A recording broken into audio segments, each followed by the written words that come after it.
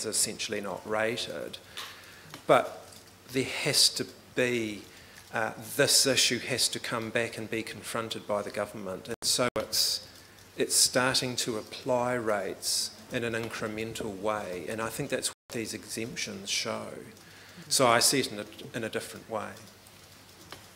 Well, it's certainly not Māori coming to Parliament and saying, please, can we have our land rated, though, is it? It's settlers and the borough councils that are coming to Parliament and saying that they want Māori land rated. I think so. I think that's correct. But as I say, I do not understand there to be evidence that Northland Māori are saying, in opposition to that, we should be exempt from rates altogether. It's the contrary. Māori are saying, we accept a responsibility here with qualifications. And so it's the... Yes, you have county councils coming and saying all Māori lands should be rated. That seemed to be the position through Mr Sterling's evidence that I've referred to, and the government's response seems to be a compromised position, which in my submission is a cautious way of approaching this issue. And when Māori are saying yes, we should be rated, it is with certain expectations, isn't it? In yes. terms of what they're going to get as a result. And I suppose this is what plays out as the century progresses, whether in fact the rates on their lands produces the same sort of roads and infrastructure that they see happening elsewhere. Yes. And that's something I come to at my paragraph 66. Yes. Just a small question, sorry, before you do. I just want to clarify, land that was rated at half rates, did that entitle a ratepayer from the value of that property to have a vote? Look, my assumption is yes, but I would have to just double-check the legislation, but my assumption is yes. Yes, from what you say, that sounds probable, but thank you, that would be... And just before we move on, it's more a point than a question, but I think when we're looking at this, maybe we have to look at the contribution that Māori are making directly into infrastructure as well, in terms of paying for their own roads, their own bridges, and maybe that's something we have to keep in mind when we are looking at this issue.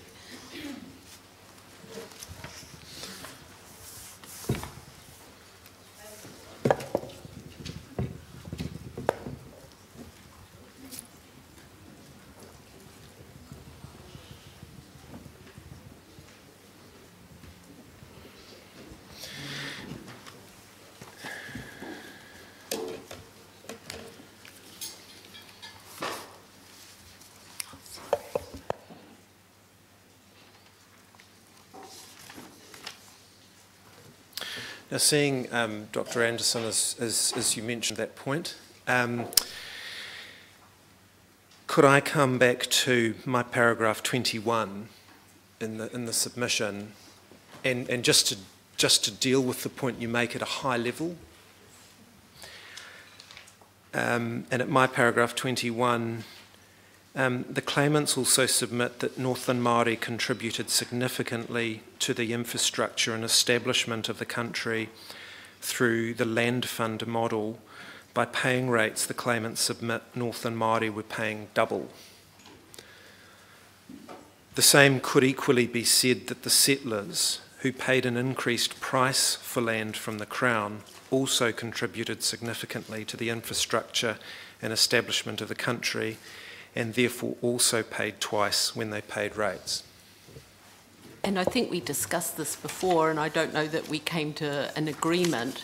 From my perspective, in the contribution of Māori ended up with them having no land, and the contribution from settlers resulted in them having land. So I struggle with that particular comparison.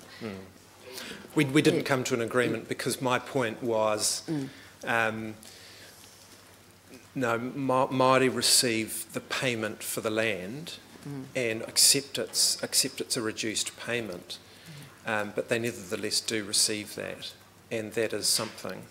And I guess also as time goes by, we need to be aware, and it is an ever-decreasing land base that Māori have, but at any given point in time,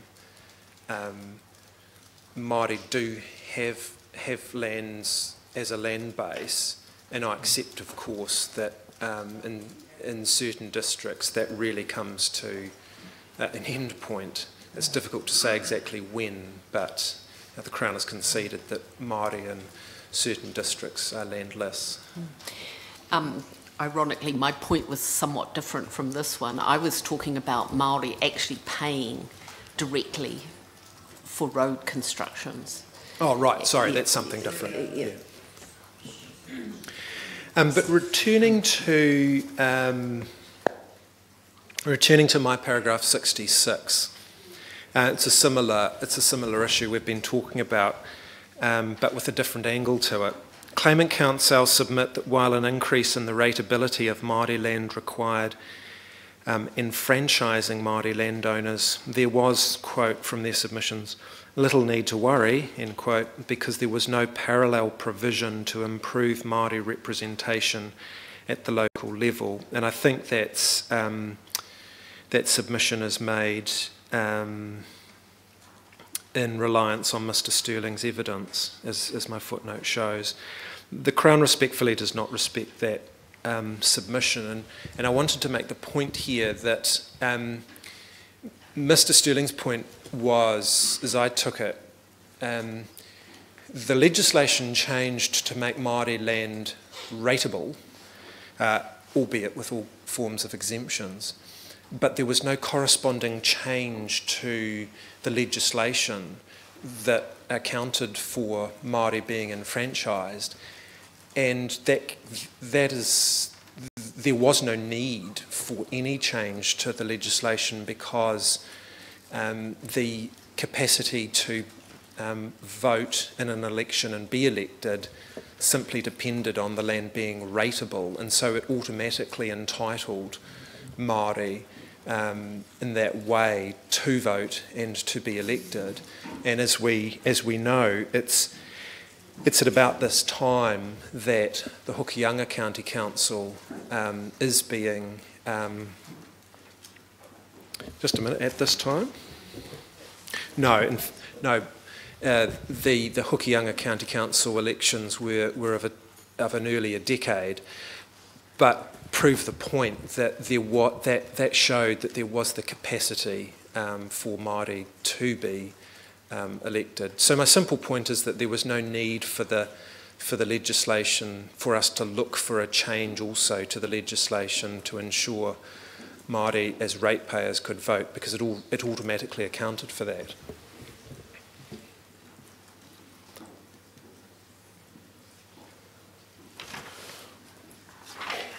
My paragraph 68, just looking at the issue of the extent to which Māori are featuring in valuation rolls for election purposes. And just pausing there to give the context, there were valuation rolls. The legislation required them to be created. They were public documents and could be contested. And they set out ratepayers, and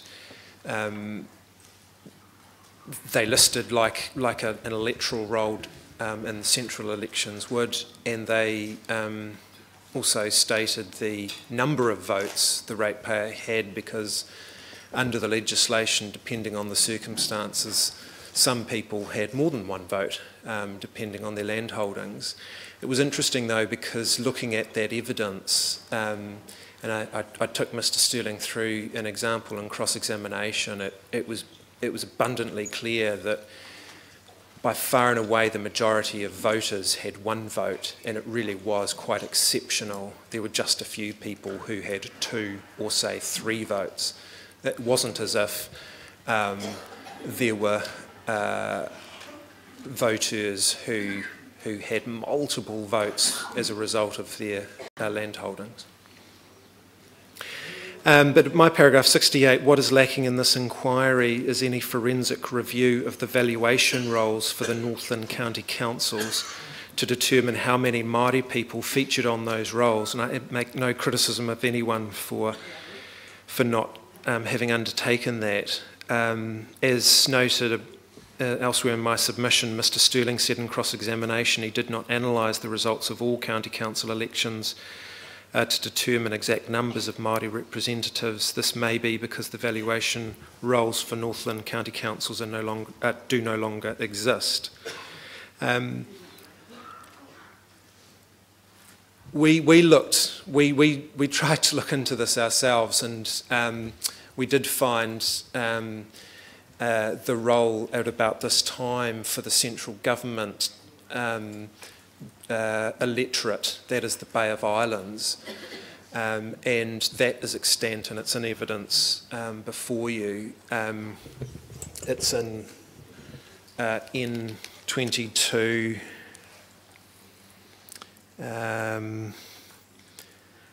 Well, it's in the N22 document at pages 54 to 77, and that's for the period of 1885 to 1886.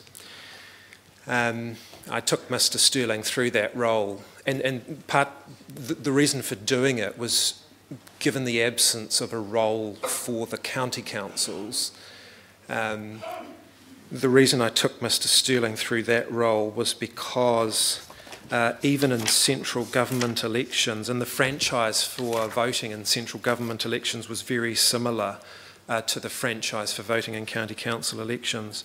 The roll actually records not only the place of residence and the occupation of an individual voter, but also the nature of qualification, it says. And so it says, for instance, if the owner holds a freehold title or holds residential land, and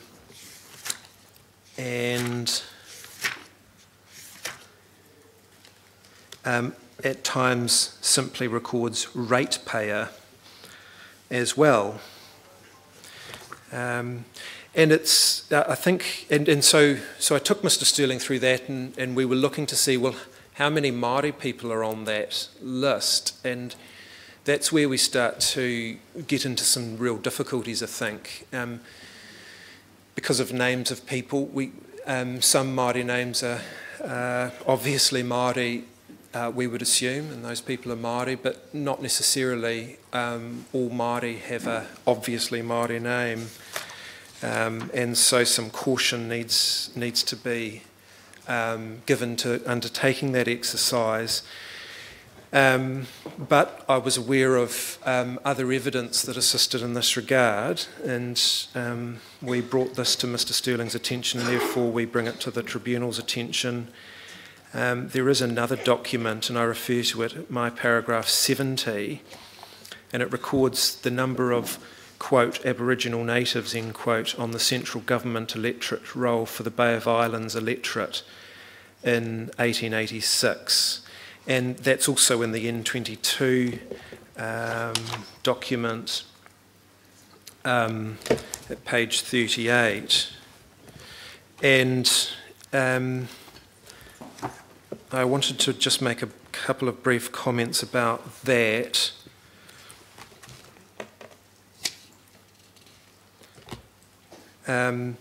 That document, it's a document from the AJHRs, and it sets out all Aboriginal natives on central government electoral rolls throughout the country. And for this district, we have the Bay of Islands. And bear in mind, the Bay of Islands central government electorate is a very large electorate, and it north of Auckland, there are only 4 central government electorates: the Bay of Islands, Marsden, Rodney and Waitemata. Now, I don't know the exact geographical boundaries of the district, but it is much broader than the Bay of Islands County Council district, certainly. Now, the number of Māori, of Aboriginal natives on that roll was only 82. And at face value, that's really quite concerning. It just seems really quite low. And it seems low particularly because if we look at the actual electoral roll that I took Mr. Sterling through, the total number of people on that roll is 1,161, which means about 7% of the Bay of Islands central government electoral roll contained Māori voters.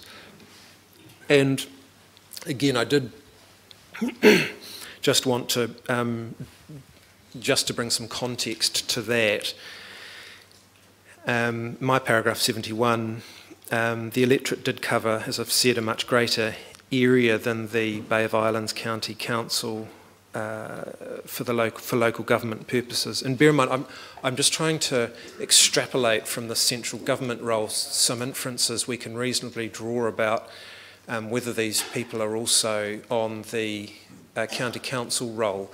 Because if you're recorded as a ratepayer on the central government roll, I think it's a fair assumption that you would be a ratepayer, presumably, on the county council roll. I put that to Mr. Sterling in cross-examination, and my recollection is he agreed that that's a reasonable assumption to make.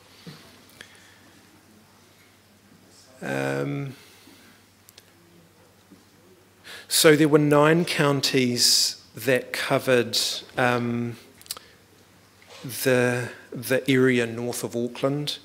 And what I do at my paragraph 71 is set out from some other evidence, the population as per the census for those counties. And it's not exactly the same time, but very close to it. At my paragraph 72, by 1891, Māori in Northland were in a minority, accounting for about 24% of the total population north of Auckland. And so, just simply in terms of population, you would tend to expect, as a factor of population, Māori to be of a lesser proportion on the various electoral rolls. But I have to accept as a matter of fact, the figure of 7% of Māori being on the Bay of Islands central government electoral roll does not appear to match the proportion of Māori population at that time, which appears to be roughly 24%. So I have to accept the fact, therefore, that Māori appear to be underrepresented at that time.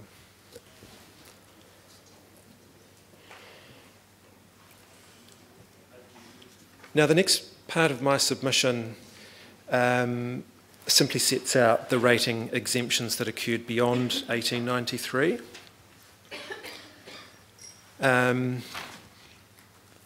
And I didn't really want to go through the detail of this. Rating exemptions have applied throughout, and I set out the various exemptions through the legislation, and set out the position for the present day. Just in the interest of time, I'll come through to my paragraph 82. The Crown is unaware of a comprehensive study of the total rates that have been remitted by local government in Northland, but through the evidence, it's clear that there have been remissions or write-offs, if you like. By way of example, in 1936, the Kaikohe Town Board wrote off £230 of rates arrears for Māori in the period 1935 to 36, and £223 in rates arrears for Māori in the year 34 to 35. In contrast, it wrote off £43 of non-Māori rates for a previous year. In addition, the Bay of Islands County Council wrote off more than £7,000 in Māori rates in March 1953, and more than £8,000 in March 1954. And in contrast, only, quote, a few £100, end quote, that's from Mr. Sterling's evidence, of non-Māori rates were written off. So what I was doing there was contrasting to some examples where there have been write-offs of Māori land and write-offs of non-Māori land, and it appears the evidence shows the councils were not only writing off rates on Māori land, but at a higher proportion than they were to non-Māori lands. And I go through current day measures that allow for rates remission.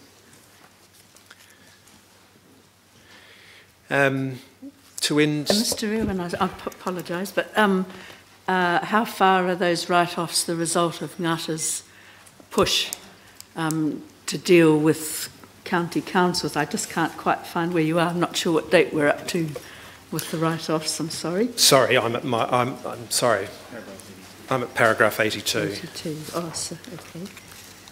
And I don't know the answer to your question.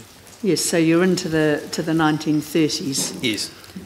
Because that seems to be quite an important element in this story, that Ngāta realises how awful the rates problem is nationally for Māori.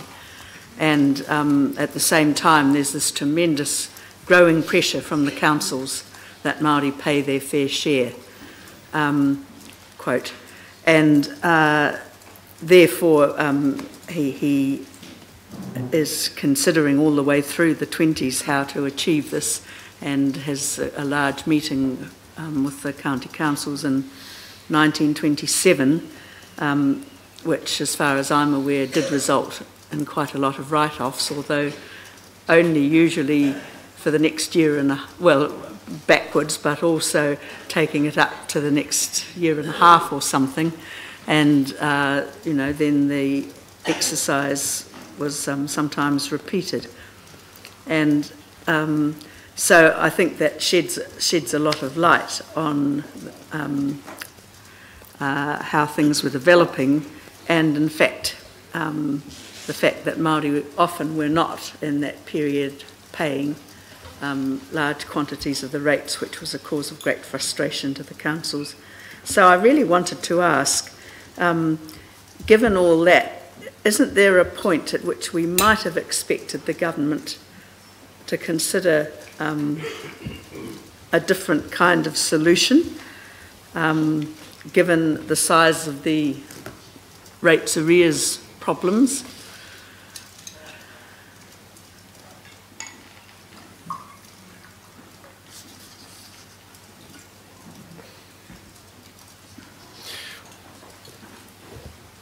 Well, there were, I'm just about to take the Tribunal through the sinker blocks and through the butterfat levies, which were mechanisms by which rates were being paid in a novel kind of way, I guess. And I guess the sinker blocks ties into the development schemes, and the butterfat levies tie into unit farms as well. So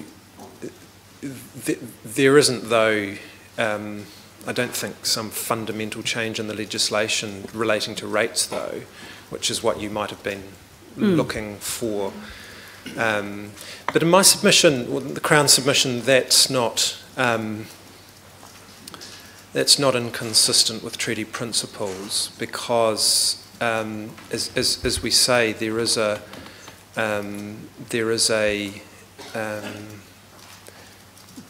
there is an acceptance, at least from Northern Māori, that there has to be a responsibility to pay rates, and I think the butterfat levies in particular, and the sinker blocks too, show that Māori in this district are consenting to arrangements where they do pay rates. It seems to me that the problem continues to be identifying and having practical ways of identifying owners in a helpful way, where owners actually know that they have, as one of a many number in a block, that they have rates to pay somehow, and that seems to be the continual problem. And that, if you know, perhaps that's the dog, and if we go back to the cat inside the woman's tummy, or you know, and we keep going back, the problem is the individualisation of title.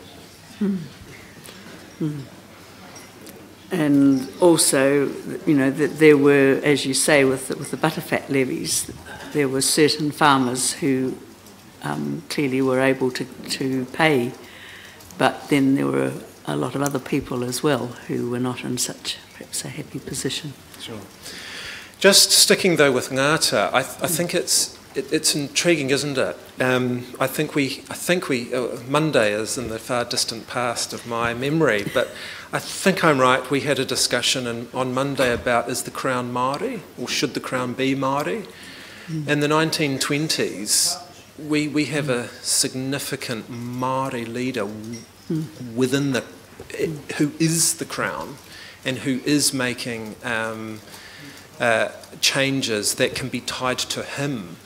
And that's the nature of the Crown as government. There is a Māori face to the Crown making changes that have an effect, and a good effect, for Māori. We shouldn't ignore that. Yes, and in fact the kinds of things he's doing stem from the fact that he was well aware, really, from his own life and iwi, what exactly the problems were and what the limits were to overcoming them.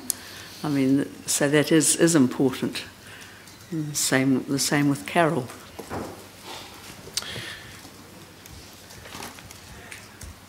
If I could take members of the Tribunal to page 25 of my submission, to the heading Sinker Blocks Mōtātau number 2.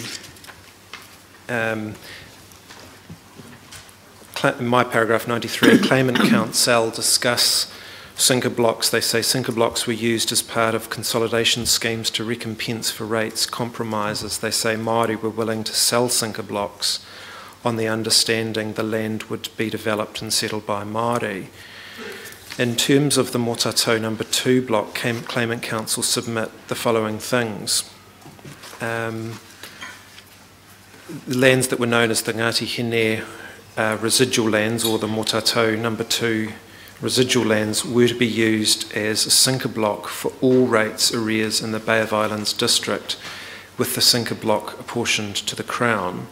The relevant council argued that it was owed, the Claimant Council say, the relevant council argued it was owed almost £22,000 in rates arrears, and that to accept just £1,500 in satisfaction of all rates arrears would be generous. And so I think what's going on is that the Crown Māori and the councils are coming to an arrangement where these residual lands will be sold, as I understand it, to settle all rates arrears in the district.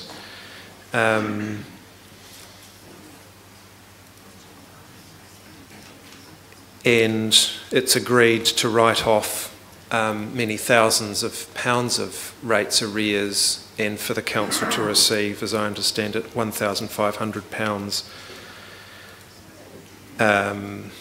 Claimant Council submit that the Crown got off very cheaply, contributing nothing to the deal. The agreement from the owners of the Motatu block was largely involuntary, they submit. And so I make some submissions in response. My paragraph 95.1. In fact, despite the rates compromise that was negotiated between the owners of the Motatu No. 2 residual lands, the Bay of Islands County Council and the Crown was never vested title to the lands, which was, I think, part of the deal or the intention, but it never actually happened.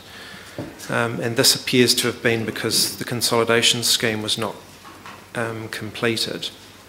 So in the end, as I understand it, the Crown certainly wasn't vested title of those lands. Mr. Sterling says in 1928 the Bay of Islands County Council claimed rates arrears of just over £12,000, not £22,000. It said it anticipated it would be owed a further £9,000 in unpaid rates by the time the consolidation scheme would be completed. So it's not a big point, but it is just a point that we need to be careful about these figures. The Crown did not get off cheaply. As noted above, it was not vested title to the lands. Despite that, the Crown paid £1,500 to the Bay of Islands County Council from the Land Settlement Fund to cover all rates owed to the Council from Māori. Prior to the 1928 rates compromise, and in March 1914, the Crown loaned £12,500 for roading and bridge building, which was secured against the title of Motatu No. 2. In addition, the Crown, through the Public Works Fund, granted a further subsidy of £3,000. I think that was for the construction of roads and bridges on the land. And the debt to the Treasury was the biggest source of the Motatu No. 2 block's debt. In 1928, the debt still owed was £3,610. The Crown empowered the Native Land Court to recommend whether this debt could be written off. In 1928, the Native Land Court recommended the debt be written off, and in 1931, the Crown accepted this recommendation. There is no evidence that Māori agreement to the sinker block was involuntary. The agreement followed the hui in February 1928 at Oteria, which Mr. Sterling says was a large and representative meeting of more than 600 Northland Māori who attended and approved of the far-reaching benefits of the consolidation. The rates compromise proposal came before the Native Land Court about 2 weeks later.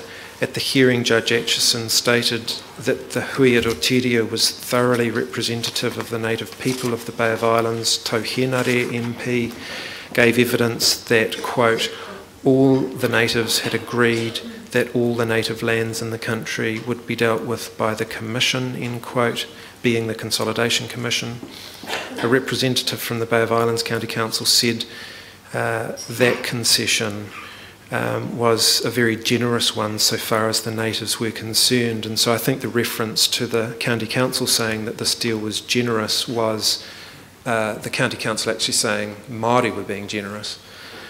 The court ordered that 12,000, I think that the write-off of rates is effected through the Native Land Court. I think that's what's happening. The court ordered that £12,868 in rates arrears and a further £4,500 each year would not be collected until March 1930 in exchange for the £1,500, which is noted was paid by the Crown. In fact, the Council received £1,500 in rates from the Crown for a total of £23,356 that it was owed from Bay of Islands Māori. Then I go to discuss butterfat levies, which my learned friends for the claimants also discuss. And it's a very simple point, and I think I can end this submission on the butterfat levies. The evidence is that Northland Māori paid rates through deductions from Māori dairy farmers.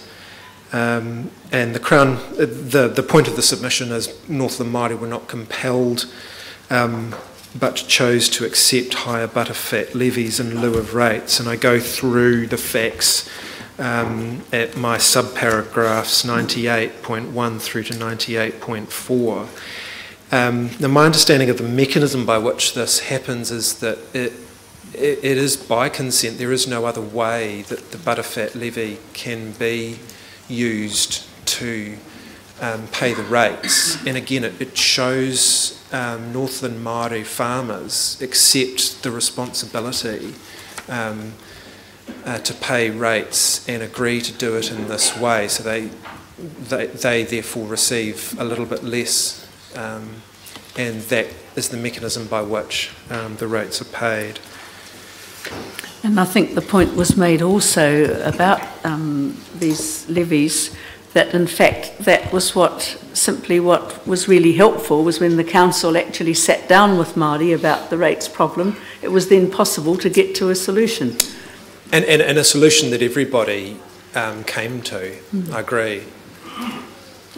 And again, you know, the size of the sums that you've given us, that they're getting very large, especially when they keep coming every year.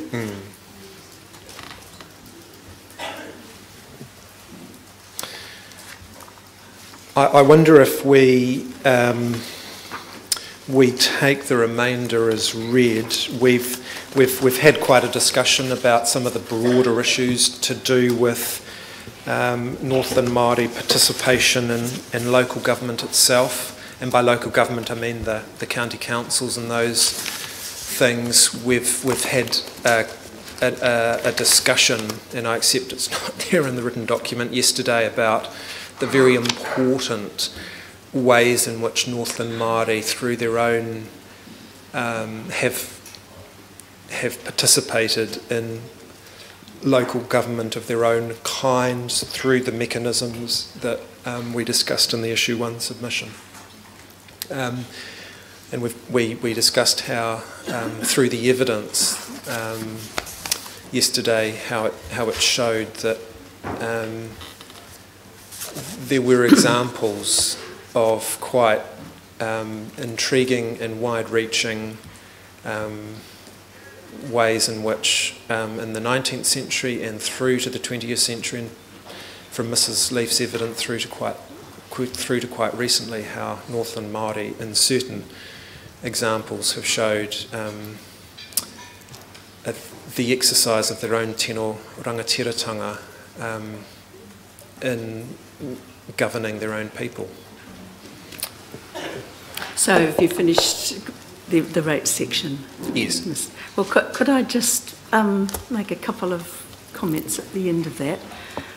We, of course, have had a very great deal of evidence from claimants in this inquiry about the impact of rates on them, and you know, they vary from the size of the rates bills, often for pensioners, undeveloped land being rated at full market value, councils being very aggressive in chasing up rates and putting charging orders on land and appointing themselves as the receiver, rating land despite providing no services, no electricity, no water, no rubbish collection, and poor quality roads. The sale of part of the block, sometimes due to by owners selling themselves because they have to meet rental rates burdens. So that may not be compulsory as you've set it out, but nevertheless it's a sale resulting from the pressure of rates, as we've often been told. Massive pressure on people, often the anxiety that the fear of getting a letter from the council with a large sum on it, which perhaps hasn't been expected at all, and people struggling on blocks to keep the home fires burning for the whānau who may be elsewhere, with the rates bills again still coming. I think probably those are the main ones, but this has been a constant theme through the whole of these hearings. And so just stemming from that, and another one was the period when Māori land became general land under the 67 Act without people's awareness or consent, and then successors to original owners finding that in fact a large rates bill had continued to mount, of which they were completely unaware, because they weren't getting any notification.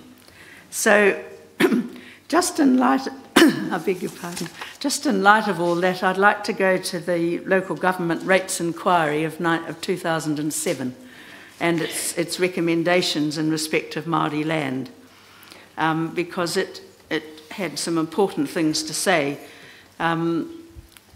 They thought the current approach to the valuation of Māori land was quite inappropriate, based on the assumption of a willing buyer and a willing seller.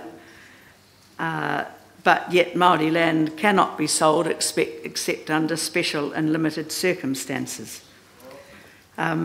So the panel believed that the valuations of Māori land are generally significantly overstated. It received numerous examples of landlocked, unproductive Māori land being valued at inexplicably high figures.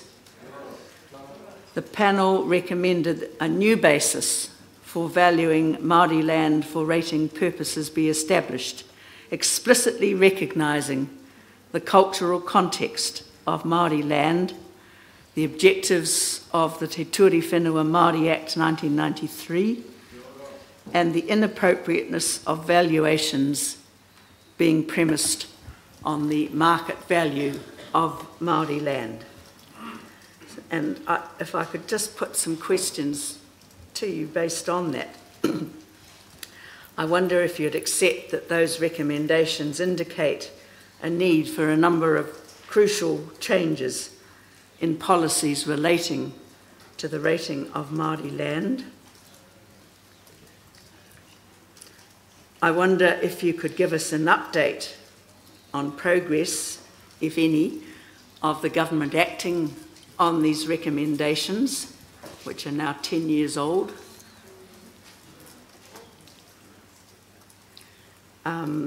Does the Crown accept that the rating of Māori land should be consistent with Te Tiriti o Waitangi?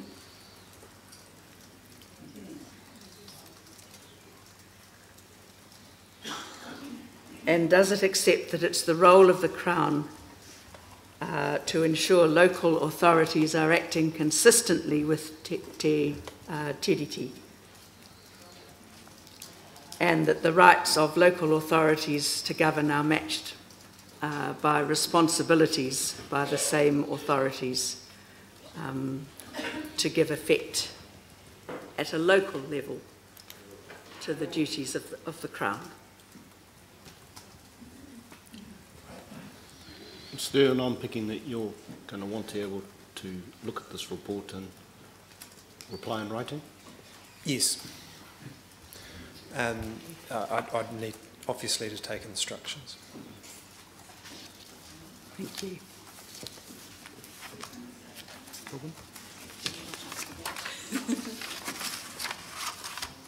I've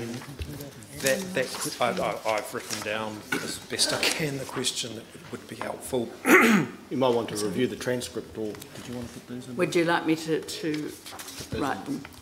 Well, I guess I'm saying yes, if you don't mind, or I'm happy to review the transcript, Your Honour. It will be available in 10 working days. 10 working days. Right. Thank you. Well, I might perhaps add some questions at that point about the broader representation of Māori on local councils. Thank you.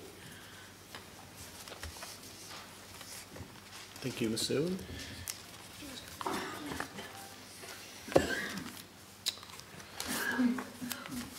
So we now turn to the next submission? Yes.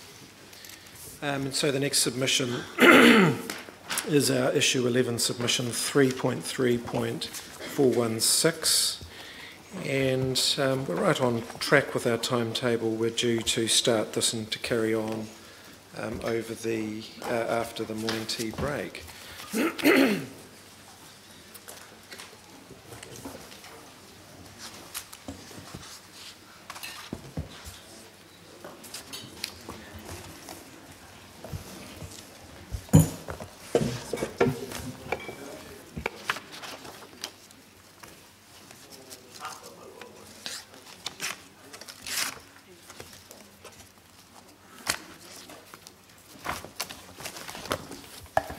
Mr. Melvin.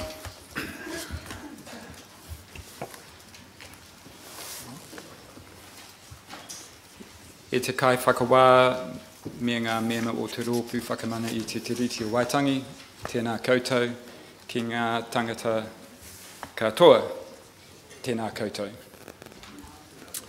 As Mr. Irwin has indicated, I'm here to present the Crown's closing submissions on the topic of the takutai moana. And I'm proceeding, sir, on the basis that the Tribunal has read the submissions, and I'm presenting a fairly concise summary. Yes. I'll be happy to respond to any questions as I proceed. And I make the point at the outset that the focus of these submissions is on title issues concerning the takutai moana rather than on resource management issues. I first address what the treaty says about the foreshore and seabed, and this is a summary of paragraphs 84 to 90 of the closing submissions. Article 2 of the treaty in English made express reference to Māori fisheries interests. In Article 2, the Crown agreed to confirm and guarantee the full, exclusive and undisturbed possession of their lands and estates, forests, fisheries and other properties. The Crown accepts that the reference to fisheries would have been included within the term o rātou taonga katoa in the Māori equivalent of Article 2. However, Article 2 did not make express reference to the foreshore and seabed, either in the English text or the Māori text. It is literally tenable that both the English and Māori texts of Article 2 can be read as extending to Māori property claims to the foreshore and seabed. But the Crown remains unaware of any evidence of discussion at the time the treaty was signed that it would protect such rights over and above rights to fisheries. Sorry, Mr. Melvin, what paragraph are you on? 87. Sorry? Are you at 87? I'm not reading directly, I'm reading from a summary, but I'm at between paragraphs 84 to 90 of my closing submissions.